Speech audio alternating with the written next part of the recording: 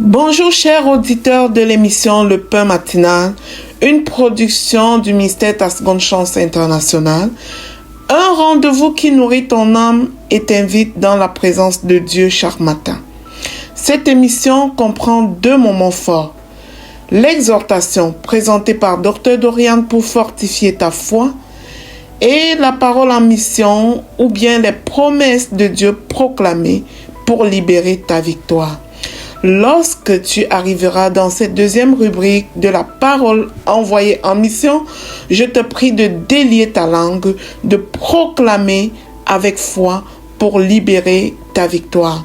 Alors bien-aimé, installe-toi, reste jusqu'à la fin, car chaque parole est une semence de vie pour ta journée.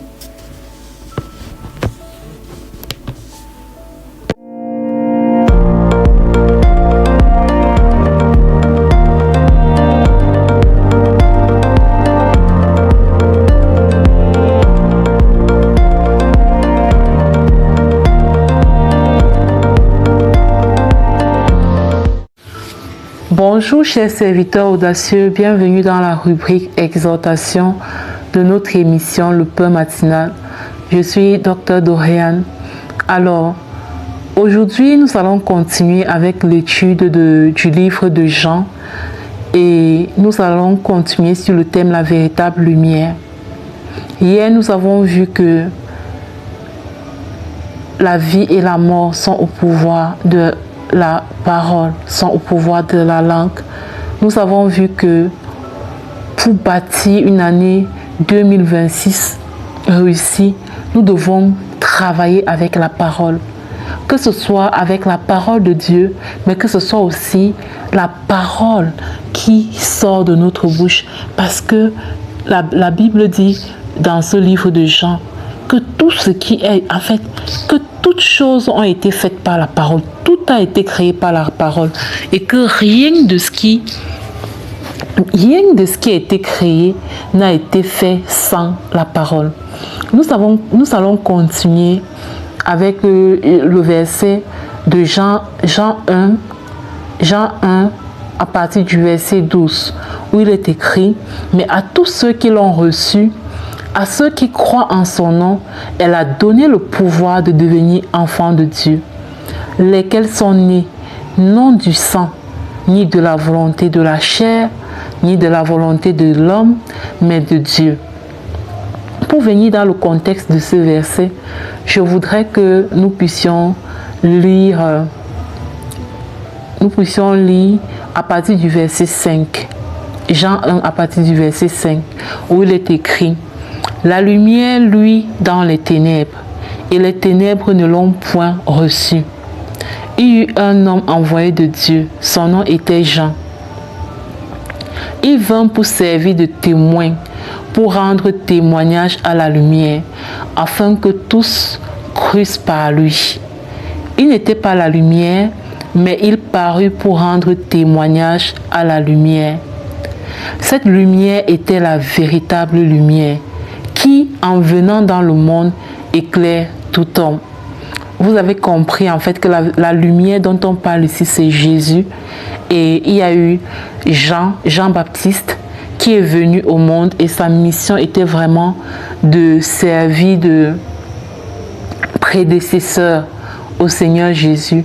Il est cette personne que Dieu a établie pour annoncer la venue du Seigneur. Vous voyez, pour annoncer la venue du Seigneur.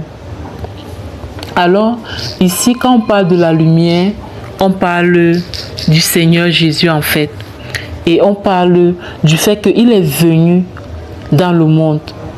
Et le monde ne l'a pas accueilli en fait. Le monde ne l'a pas reçu. Et le verset 9 nous dit que Jésus était la véritable lumière qui, en venant dans le monde, éclaire tout homme. Donc avant Jésus, nous marchons un peu comme dans les ténèbres en fait. Avant Jésus, nous marchons un peu comme dans l'obscurité. Et Jésus est donc cette lumière qui vient éclairer notre vie, qui vient donner un sens à notre vie, qui vient illuminer notre vie en fait.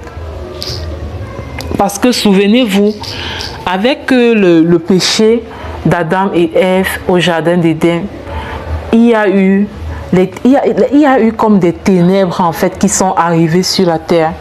Il y a les ténèbres qui sont arrivées sur la terre. Parce que quoi? Il y a une déconnexion avec notre source. Vous voyez un peu? Il y a une déconnexion avec notre source. C'est un peu comme vous branchez, quand il y a une coupure d'électricité en fait, ou quand vous débranchez en fait un appareil de la source d'alimentation de cet appareil-là, il y a l'obscurité qui apparaît, la lumière est éteinte en fait. Vous voyez, la lumière est éteinte. C'est pourquoi on va parler de ténèbres. Et Jésus est donc cette lumière. Parce que nous avons été déconnectés de notre source depuis dans le jardin d'Éden. On est comme dans l'obscurité. Donc Jésus est donc cette lumière que Dieu a envoyée sur la terre pour venir mettre fin à cette obscurité en fait qui régnait depuis jadis. Cependant, la parole de Dieu dit que il est cette véritable lumière qui est venue dans le monde, mais le monde ne l'a point reçu en fait. Le monde ne l'a point accueilli comme cette lumière-là qui vient mettre fin à l'obscurité. Maintenant, au verset 12, la parole de Dieu dit que mais à tous ceux qui l'ont reçu, que bien que le monde ne l'ait pas accueilli, bien que le monde n'ait pas reçu cette lumière, la parole de Dieu dit mais, dites avec moi, mais à tous ceux qui l'ont reçu, cette lumière dont Jésus a donné le pouvoir de devenir enfant de Dieu. Il dit, mais à tous ceux qui l'ont reçu, à ceux qui croient en son nom, elle a mis pour la lumière qui représente Jésus, donné le pouvoir de devenir enfant de Dieu, lesquels sont nés, non du sang, ni de la volonté de la chair, ni de la volonté de l'homme, mais de Dieu. Ça, c'est merveilleux. C'est vraiment merveilleux. Ça veut dire que à cause de Jésus, ou grâce à Jésus, ou par Jésus, ceux qui croient en Jésus vont être reconnectés au Père, vont être reconnectés à Dieu et vont se mettre à être à nouveau éclairés. Donc, c'est une nouvelle naissance. Une nouvelle naissance, ça veut dire quoi? J'étais déconnecté de ma source, donc j'étais mort. Maintenant, il y a un canal qui me permet d'être rebranché à nouveau à ma source. Donc, en ce moment, on parle de nouvelle naissance. Non pas que je sois né en ce moment-là du ventre d'une femme, mais c'est une naissance qui est spirituelle. C'est pourquoi la parole dit au verset 13 de Jean 1, lesquels sont nés non du sang, ni de la volonté de la chair, ni de la volonté de l'homme, mais de Dieu. Une nouvelle naissance qui est quelque chose de spirituel. Et ça nous interpelle. Ça nous interpelle tous à naître de nouveau. Ça nous interpelle tous à prendre notre nouvelle naissance au sérieux. Attention, je ne te parle pas ici d'une religion. Je ne te parle pas ici d'une congrégation. Je te parle du fait de revenir à la vie, du fait de passer de cet état de mort spirituelle à cet état de la vie éternelle, où tu es reconnecté, où tu es réconcilié avec ton Dieu. Est-ce que tu es né de nouveau? Est-ce que tu es né de nouveau? Est-ce que tu peux dire aujourd'hui que si tu meurs, si tu pars de cette terre, ta place est garantie au paradis? Est-ce que tu peux dire que tu es sauvé? Parce que c'est ça la clé du salut. Naître de nouveau. Et Jean 1, verset 12 dit que à ceux qui l'ont reçu, à ceux qui croient en son nom. Donc, nous voyons que la foi au nom de Jésus, la croyance au nom de Jésus, c'est-à-dire le fait de croire que Jésus est venu pour être comme ce canal, ce médiateur, ce réconciliateur entre le Père et nous. C'est cette foi-là qui nous donne le pouvoir de devenir enfant de Dieu, donc de naître de nouveau. Donc, nul ne peut être reconnecté au Père s'il ne croit que Jésus a été envoyé pour servir de médiateur. Donc, ça c'est... Nous sommes là en début du mois de janvier. Je vais juste t'inviter à examiner. Parce que la façon dont tu vas passer l'année 2026, ça va dépendre de ton salut. Ça va dépendre de ton salut. Demain, nous allons, par la grâce de Dieu, faire un appel au salut pour que toi qui n'es pas né de nouveau, je ne te parle pas d'une religion, nous sommes d'accord, toi qui n'es pas né de nouveau, toi qui n'as pas encore donné ta vie au Seigneur Jésus, que tu puisses donner ta vie au Seigneur Jésus afin de te réconcilier avec Dieu le Père et prendre un engagement de marcher en nouveauté de vie et de laisser derrière toi la vie, cette vie que tu as menée en 2025 et qui ne glorifiait pas le Seigneur. Voilà. On se dit à demain pour une autre exhortation.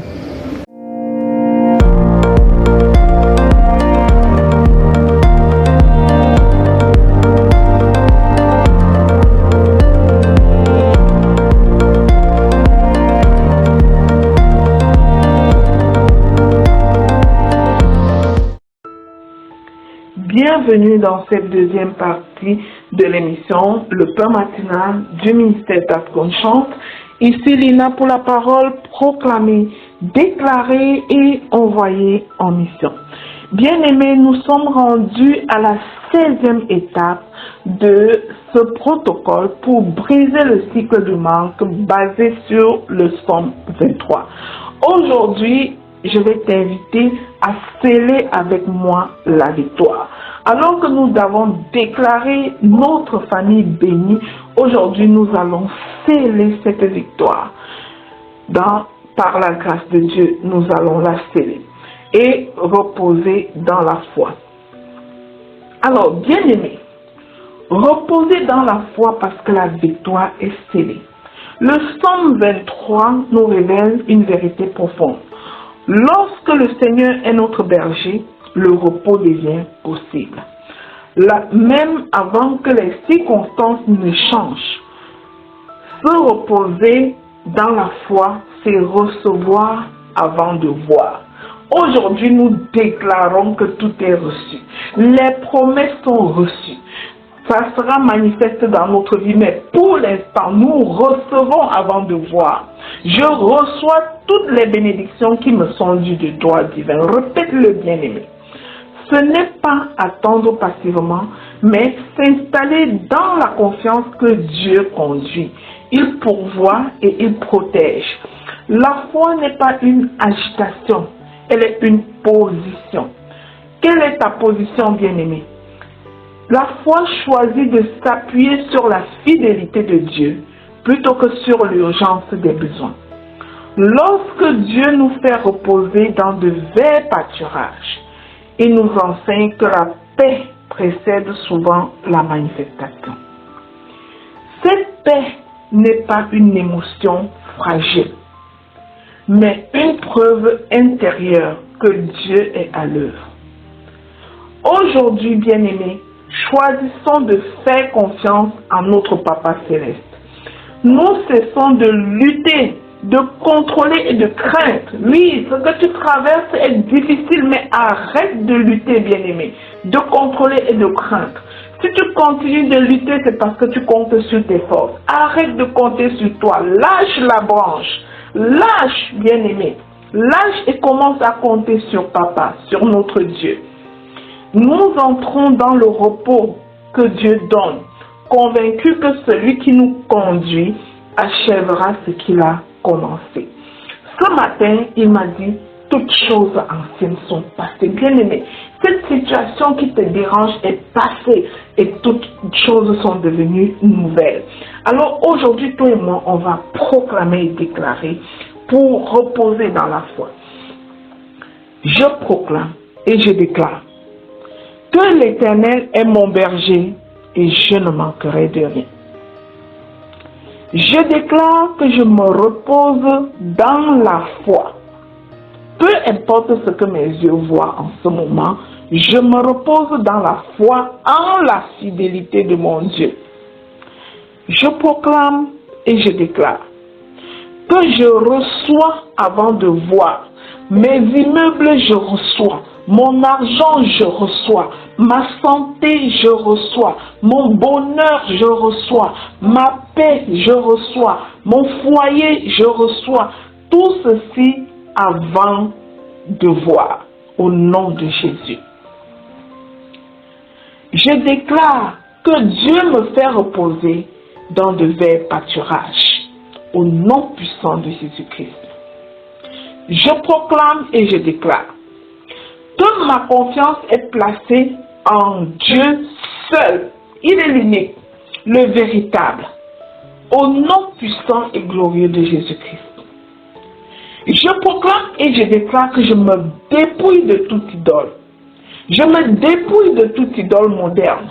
Le téléphone ne me contrôle pas. Le travail ne me vole pas mon temps d'intimité avec Dieu.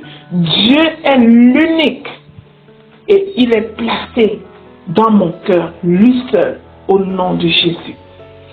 Je déclare que la paix de Dieu garde mon cœur et mes pensées au nom puissant de Jésus.